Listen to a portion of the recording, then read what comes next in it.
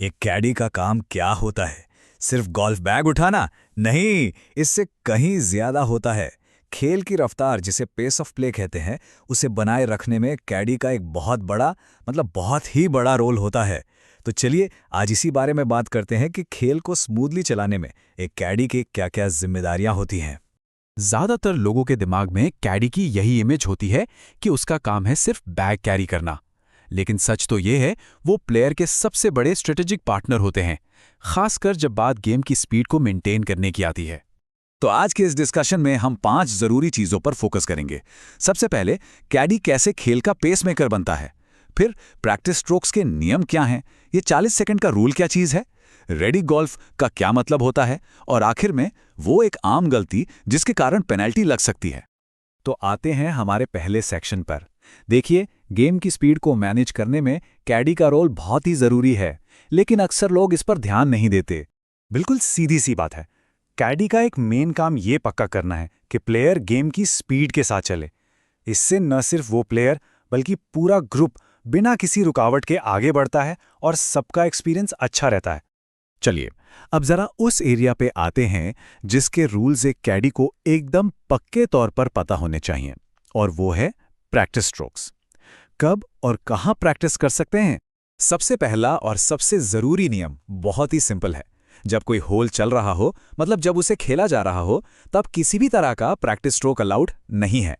लेकिन हाँ, जैसे ही एक होल खत्म हो जाए तो अगले होल पर जाने से पहले प्रैक्टिस करने की परमिशन होती है।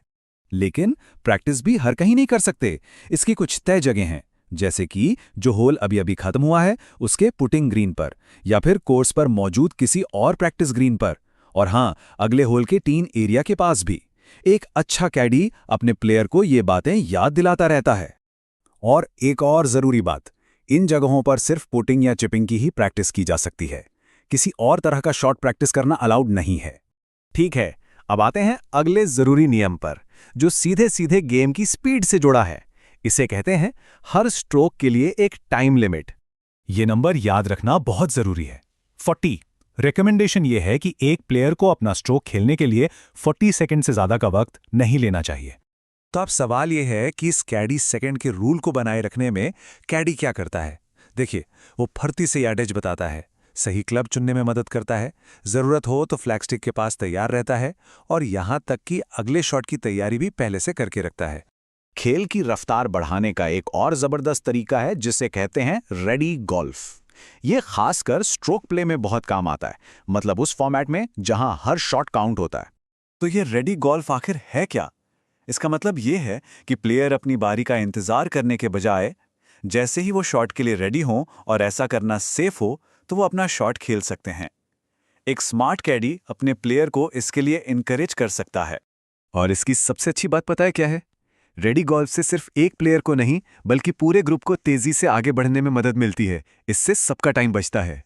चलिए, अब आते हैं सबसे जरूरी हिस्से पर, वो सबसे कॉमन गलती जिससे बहुत आसानी से पेनल्टी मिल सकती है, और जिसके बारे में हर कैडी को पता होना ही चाहिए। तो सवाल यह है कि प्रैक्टिस से जुड़ी वो कौन सी सबसे बड़ी गलती है जो ज्यादातर लोग अनजाने में कर बैठते हैं? और जवाब है बंकर से प्रैक्टिस करना। सुनने में शायद बहुत सीधा लगे, लेकिन यही वो गलती है जो अक्सर हो जाती है। जैसा कि हमने पहले बात की थी, होल्स के बीच में प्रैक्टिस करना तो अलाउड है, लेकिन किसी भी हालत में बंकर से प्रैक्टिस करना सख्ती से मना है। ये एक ऐसा नियम है जिससे बहुत से खिलाड़ी और कैडीज नजरअंदाज कर देते हैं। और इस गलती का नतीजा क्या होता है? सीधा पेनल्टी। इसलिए ये एक कैडी की बहुत बड़ी जिम्मेदारी है कि वो अपने प्लेयर को इस नियम के बारे में हमेशा याद दिलाता रहे, ताकि वो एक बेवजह की पेनल्टी से बच जाएं। तो कुल मिलाकर बात यही है कि एक प्रोफेशनल कैडी बनना सिर्फ बैग उठाने तक ही सीमित नहीं है। खेल के इन छोटे छोटे लेकिन बेहद जरूरी नियमों को समझना ही एक कैडी को वाकई प्रोफेशनल बनाता है।